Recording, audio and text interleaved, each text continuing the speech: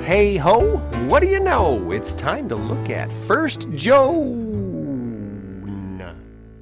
First Joan? I was trying to make it rhyme. Epic fail. Yeah, well, it's time to jump into chapter 4 of First John. We've come so far. It seems like just yesterday we were on chapter 3. Well, depending on when you watch these, that might actually be true. Who can read chapter 4, verses 1 through 6? I'm betting she can. I can.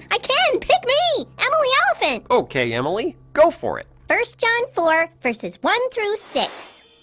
My dear friends, many false prophets are in the world now, so do not believe every spirit, but test the spirits to see if they are from God.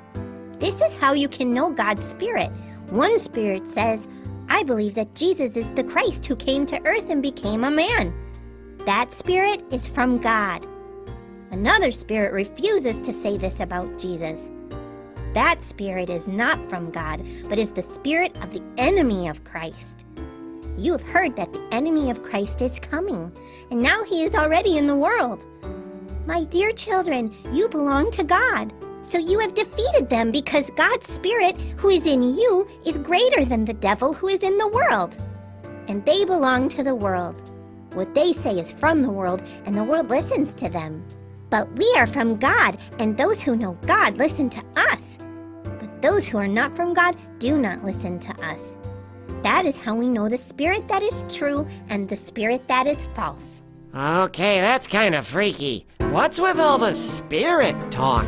Yeah, is John talking about, like, ghosts and stuff?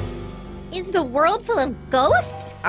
Yes, this is a little tricky, and it's not something we talk about very much in church or in Sunday school. Yeah, 'cause all the little kids would freak out and run outside screaming. Let's go back to the very beginning of the Bible. Who are the very first people mentioned?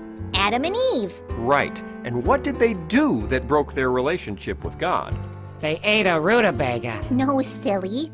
They ate an apple. We don't know what kind of fruit it was because it was from a very special tree. So it could have been a rutabaga. Not likely, since rutabagas are roots that grow under the ground. Maybe that's why they're called rutabagas. We are really getting off track here. Oh, sorry. God gave Adam and Eve just one rule. You can eat anything in the whole garden, just not the fruit from this one tree. And so what do? They do the one thing they're not supposed to do. They eat the fruit.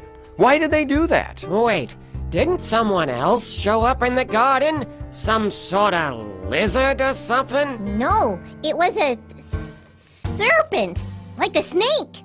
And the serpent told Eve that nothing bad would happen if they ate the fruit. Right, he lied. He said God was wrong, and that the fruit would actually make them smarter and wiser. They'd be more like God. And so they listened to that lying snake instead of listening to God.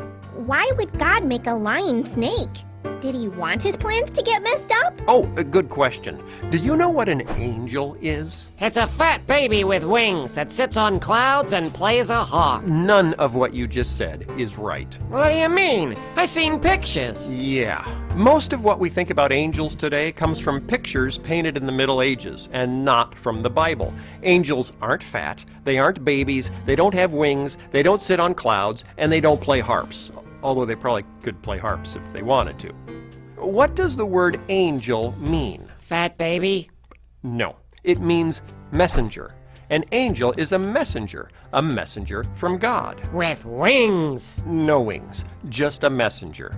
So God created these spiritual beings, these messengers, to be with him and to serve him and to occasionally bring his messages to us. Like when Jesus was born. Exactly. Angels showed up. Messengers. What's this have to do with the lion snake? Well, we believe this snake, who later in the Bible is given the name Satan, was an angel, one of God's messengers who decided he didn't want to serve God, he wanted to be God. He didn't want to be God's friend, he wanted to be God's enemy.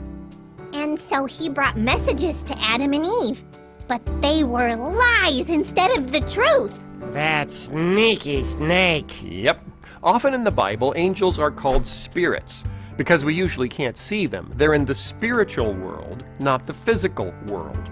So John is talking about all the messages people were hearing supposedly from God about Jesus. Someone would say, I have a message from God, and then someone else would say, no, I have a message from God. John is reminding them that not all messages come from God. There's also a sneaky snake whispering messages. Messages that are lies! That's right. John is saying, don't believe everything you hear. Not all messages come from God. So test the messages against what you know is true about God and about Jesus. So, if someone says God doesn't really love you, or God isn't really good, or Jesus can't really clean off our sins so we can have joy and fellowship with God, Sneaky snake messages. Sneaky snake messages. Ignore them. Trust what you know is true about God. what if someone is thinking about God's enemy? Not me, say maybe a friend of mine, and it makes them feel a little scared. I know exactly what you mean, and so did John, which is why he wrote the most important part of this section, chapter 4, verse 4. My dear children, you belong to God, so you have defeated them because God's Spirit, who is in you, is greater than the devil who is in the world. So all the lying messages from all the lying messengers in the world have already been beaten, because God is the biggest. Next to God, that lying messenger is nothing. Other Bibles put it this way: greater is he who is in you than he who is in the world. You don't have to be afraid of anything, because God is the biggest. That makes me feel a lot better. Me too. See you next time.